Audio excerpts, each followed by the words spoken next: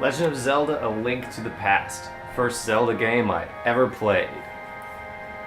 Here's the thing with Legend of Zelda.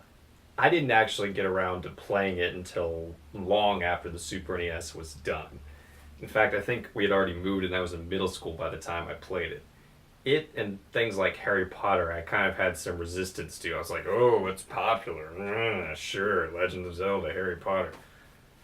But then I tried out Link to the Past and I was like, oh, that's why everybody likes it. Because it's kind of freaking amazing. Link to the Past was awesome.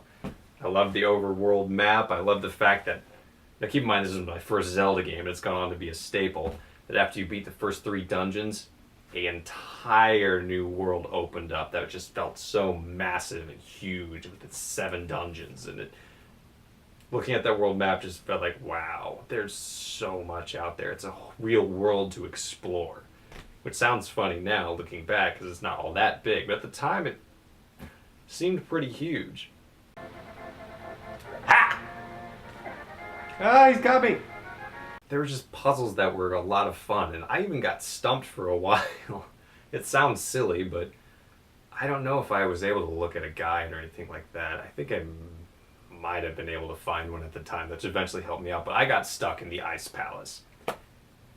It was some stupid little thing, and I just, for so long, I was running around trying to figure out what I was doing wrong, until I realized there was one thing you had to pull on the 5th floor of the Ice Palace. I don't know why I remember it was the 5th floor.